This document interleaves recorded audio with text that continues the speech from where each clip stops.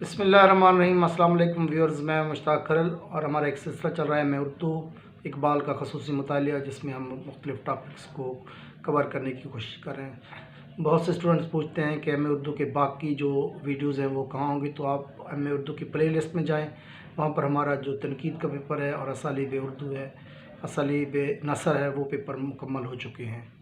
اگر آپ ہمارے چینل کو سبسکرائب کریں گے تو آنے والی نئی ویڈیوز آپ کے پاس آتی رہیں گی۔ تو اقبال کا جو خصوصی مطالعہ ہے، اس میں ہم نے اقبال کا تصور خودی، تصور عقل اور عشق اور اقبال کا مرد مومن، یہ ہم نے آلریڈی ڈسکس کر دیا ہے۔ تو آج ہم بات کرنے جا رہے ہیں اقبال کا تصور ہے فن۔ تو اس میں سب سے پہلے بات یہ آپ کو ذہن میں رکھنی پڑے گی کہ جو دو دنیا کے اندر ادب کی جو بنیادی تصورات ہیں وہ ہیں ادب برائے ادب اور ادب برائے زندگی۔ تو ادب برائے ادب کی جو کیٹیگری ہے، جن ادیبوں نے اس کو فالو کیا ہے، وہ لوگ صرف ادب کے لیے ہی زندہ رکھنے کے لیے مختلف تحریریں لکھتے ہیں۔ وہ مقصدیت کے پہلو کو بالکل نظر انداز کر دیتے ہیں، لیکن جب ہم بات کرتے ہیں ادب برائے زندگی کی، تو یہاں پر مقصدیت کا پہلو نمایاں ہو جاتا ہے۔ حال ہی کی طرح اقبال کے ہاں بھی جو مقصدیت ہے وہ ہمیں اولین درجے پہ نظر آتے ہیں۔ اقبال جو ہے ادب برائے زندگی قائل ہے۔ جہاں کہیں جس شعر کو بھی آپ پڑھیں گے تو آپ کو لگے گا کہ اقبال نے ہمیشہ کوشش کی ہے کہ مسلمانوں کو اپنی شاعری کے ذریعے ان کا جو ماضی ہے، تابناک ماضی ہے، وہ یاد دلانے کی، یا پھر ان کو ان کے خوبصورت مستقبل کی جھلک دکھانے کی۔ تو جگہ جگہ پہ ہر ان کا شعر جو ہے وہ زندگی کی ترجمانی کر رہا ہے۔ جس طرح تجھ کو بتاؤں تقدیر امم کیا ہے، شمشیر و سنا اول تاسور باب آخر۔ تو یہ پہلا نقطہ ہے کہ اقبال کا جو تصور فن ہے، اس میں ہم ذہن میں رکھیں گے کہ ادب برائے زندگی کی ہم بات کریں گے، ادب برائے ادب کی بجائے۔ دوسری بات ہے انحطاط پسندی۔ اس میں اقبال نے کہا ہے کہ بہت سے جو ادیب ہیں، بہت سے شعراء کرام ہیں، وہ انحطاط پسندی کا شکار ہو جاتے ہیں۔ تو انہوں نے بڑی خوبصورت بات کی ہے کہ ایک انحطاط پسند فنکار ہے، وہ ہلاکو اور چنگیز خان کی فوجوں سے بھی زیادہ خطرناک ثابت ہو سکتا ہے، کیونکہ وہ کبھی بھی اپنے آپ کو، زندگی کو سمجھنے کی، زندگی کی قوت کو محسوس کرنے کی کوشش نہیں کرتا۔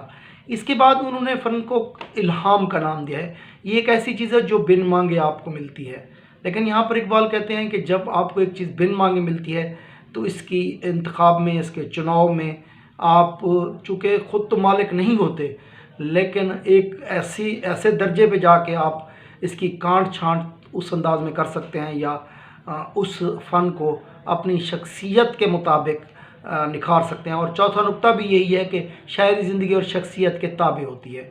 یہ نہیں ہے کہ انسان جذبات کے جو تیز بہاؤ ہے اس کی رو میں بہہ جائے، جس طرح spontaneous overflow of powerful feelings Wordsworth نے کہا تھا۔ تو وہ اقبال اس کے قائل نہیں ہیں۔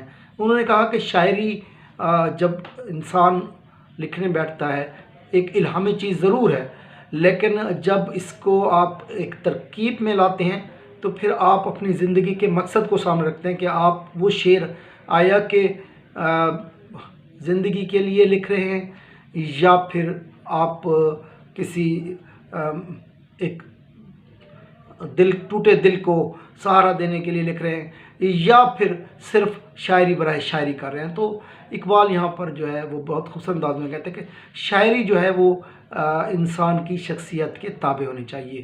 جہاں تک فلسفہ اور شاعری کا تعلق ہے، اقبال کا تصور یہ ہے، انہوں نے ہمیشہ سے شاعری کو فلسفے پر ترجیح دی ہے، اور ایک شاعر کو، ایک فلاسفر پر ہمیشہ برتری دی ہے کہ ایک شاعر جو ہے وہ فلسفی سے ہمیشہ برتر ہوتا ہے۔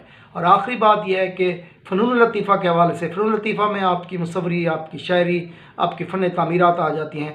تو یہاں پر اقبال نے بات کی ہے کہ ضرب کلیم میں انہوں نے کہا ہے کہ ان تمام فنون کو اپنے فلسفہ خودی کے وہ تابع گردانتے ہیں۔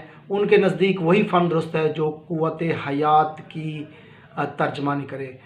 وہ سمجھتے ہیں کہ انسان کو خودی کی گہرائیوں میں ڈوب کر مثالی چیز تلاش کرنی چاہیے۔ تو اقبال کے نزدیک بہترین فن وہ ہے جو انسان اپنی خودی کے معراج پہ پہنچ کے اس کو تخلیق کرتا ہے۔ تو یہ 6 بنیادی نکات تھے جو اقبال کا تصور فن ہے۔ ویڈیو اچھے لگے تو ضرور شیئر کریں اور ہمارے چینل کو سبسکرائب کریں۔ اپنے اور دوستوں کا بہت خیال رکھیے۔ والسلام۔